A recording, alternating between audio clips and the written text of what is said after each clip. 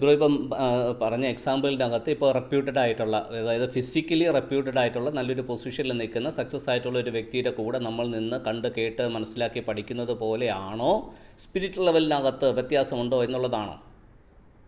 അതെ അതെ. ഇപ്പൊ അലക്സാണ്ടർ IPSന്റെ കാര്യം പറഞ്ഞതുപോലെ തന്നെ ആ പുള്ളി ഒരു വലിയതാണ്. പുള്ളിയുടെ ഒരു 2-3 ദിവസം ആ ഇവിടെ നിന്ന് വെക്കുമ്പോ തന്നെ നമുക്ക് കുറെ സ്വഭാവ കാര്യങ്ങളൊക്കെ ഇങ്ങനെ ഉം, ഈ സ്വഭാവത്തിൽ ഇങ്ങനെ ചെയ്യാം ഉം, എന്നൊക്കെ എന്ന് പറഞ്ഞ് ഉം. അതും സ്പിരിറ്റും തമ്മിലുള്ള വ്യത്യാസം. അത് അച്ഛൻ പറഞ്ഞ പോലെ അത് തന്നെ. ഓക്കെ. അപ്പോൾ സെയിം കാര്യം തന്നെയാണ് സുജിത് ബ്രോ. അതായത് ഫിസിക്കൽ ലൈഫിനകത്ത് നമ്മൾ ഒരാളെ ഫോളോ ചെയ്ത് ഒരാളെ പിന്നെ അനുകരിച്ച് കാര്യങ്ങൾ മനസ്സിലാക്കി അദ്ദേഹത്തിൻ്റെ രീതിക്കനുസരിച്ച് നമ്മൾ ജീവിക്കുന്നത് പോലെ തന്നെയാണ് മറ്റൊരു റിലമാണ് സ്പിരിച്വലും എന്ന് പറയുന്നത്. സ്പിരിച്വാലിറ്റിക്കകത്തും ഈ ഒരു 2-3 പിന്നെ മണിക്കൂറിൻ്റെയോ അല്ലെങ്കിൽ കുറച്ച് ഓൺലൈൻ ട്രെയിനിങ്ങോ കൊടുത്തു എന്ന് പറഞ്ഞ് അദ്ദേഹത്തിൻ്റെ ഒരു വ്യക്തിയുടെ ലൈഫ് മാറത്തില്ല. അവിടെ നമുക്കൊരു ഓൺ ആ, ഗോയിങ് ആയിട്ടുള്ള ഒരു ലൈഫാണ് വേണ്ടത്. ലൈഫിനകത്ത് നമ്മുടെ ഒരു മെൻറ്റർഷിപ്പ് അല്ലെങ്കിൽ ഒരു ഗൈഡൻസ് ആണ് കൊടുക്കേണ്ടത് തുടക്കത്തിൽ. അപ്പോൾ ഉം, വരുന്ന വ്യക്തികൾക്ക് സ്പിരിറ്റ് ലെഡ് ലൈഫ് എന്താണെന്ന് അവർക്കൊന്നും അറിയത്തില്ല. അപ്പോൾ നമ്മൾ അതിനകത്ത് കഴിഞ്ഞൊരു 15 വർഷം കൊണ്ട് അല്ലെങ്കിൽ 20 വർഷം കൊണ്ട് ജീവിക്കുന്നത് കൊണ്ട് ഇതിനകത്തുള്ള അപ്സ് ആൻഡ് ഡൗൺസും ഇതിനകത്തുള്ള പ്രയാസവും ഒബ്സ്റ്റിക്കിൾസും പ്രതിസന്ധികളെല്ലാം നമുക്കറിയാം. അപ്പോൾ ഒരു വ്യക്തി വന്നു കഴിഞ്ഞാലും അദ്ദേഹത്തിന് ഉണ്ടാകുന്ന കാര്യങ്ങൾ എങ്ങനെയൊക്കെയാണെന്നുള്ളത് നമുക്ക് ഊഹിക്കാൻ പറ്റും.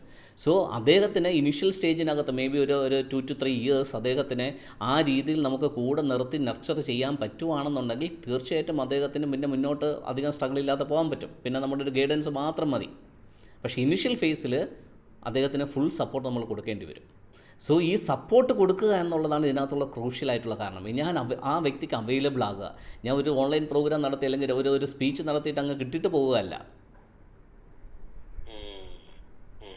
ഓക്കെ. സോ അതുകൊണ്ടാണ് ഇന്നയോളം മോട്ടിവേഷൻ സ്പീക്കിങ്ങിലൂടെ അല്ലെങ്കിൽ മോട്ടിവേഷൻ ട്രെയിനിങ്ങിലൂടെ ആരും ജീവിതത്തിനകത്ത് സക്സസ് ആയിട്ടില്ല. വൈ? ആ സമയത്ത് നമുക്കൊരു മോട്ടിവേഷൻ ഉണ്ടാകും. അതൊരു ചിലപ്പോൾ 2-3 മണിക്കൂർ അല്ലെങ്കിൽ 1-2 ദിവസം നിലനിൽക്കും. അത് കഴിയുമ്പോൾ ആ കേട്ട മോട്ടിവേഷൻ അതുപോലെ അങ്ങ് പോകും. ആ, ആ. വേറെ നമുക്കൊരു അസിസ്റ്റൻസ്, ഒരു മോട്ടിവേഷൻ അസിസ്റ്റൻസ് 24 മണിക്കൂർ നമ്മളോട് ഇപ്പോൾ ഒരാൾ അങ്ങനെ മോട്ടിവേറ്റ് ചെയ്യാൻ ഉണ്ടെന്നുണ്ടെങ്കിൽ ഉറപ്പായിട്ട് നമുക്ക് ലൈഫിനകത്ത് വിജയിക്കാൻ പറ്റും. അതിനാണ് മെൻറ്റർഷിപ്പ് എന്ന് പറയുന്നത്. സോ സെയിം വേ സ്പിരിച്വാലിറ്റിക്കകത്തും ഈ ഒരു മെൻറ്റർഷിപ്പ് അത്യാവശ്യമാണ്. അതിനാണ് ഒരു ഗുരുസ്ഥാനീയനെന്നോ അല്ലെങ്കിൽ ഒരു ആത്മീയ പിതാവെന്നോ അങ്ങനെയൊക്കെ പറയുന്ന ഒരു വ്യക്തി ലൈഫിനകത്ത് എപ്പോഴും നമ്മുടെ കൂടെ ഉണ്ടാകണം, വൺസിൻ്റെ വൈലല്ല. അതെ അതെ. അതാണ് ആ ജീസസിന്റെ ആ ഡിസൈപ്പിൾസ് എല്ലാം എപ്പോഴും ആ പുള്ളിയുടെ കൂടെയാണ് എപ്പോഴും ഉണ്ടായിരുന്നത്. റൈറ്റ്. അല്ലാതെ ആ ഇടയ്ക്ക് ഒന്ന് മീറ്റിംഗ് വെച്ച് ആ നാളെ ആ 4 മണി തൊട്ട് 5 മണി വരെ കാണാം അല്ലേ, ഓക്കെ ഓക്കെ നാളെ കാണാം, അങ്ങനെയല്ലല്ലോ അങ്ങനെയല്ല. ഇരുന്നത്. പൗലൂസിൻ്റെ ലൈഫിനകത്തും അങ്ങനെ അല്ലല്ലോ. പുള്ളി 2, 3, 4, 5 വർഷം ഒരു സ്ഥലത്ത് അവരുടെ കൂടെ ഒപ്പം താമസിച്ചാണ് അവരെ എക്യുപ്പ് ചെയ്ത് വളർത്തിയത് അല്ലേ.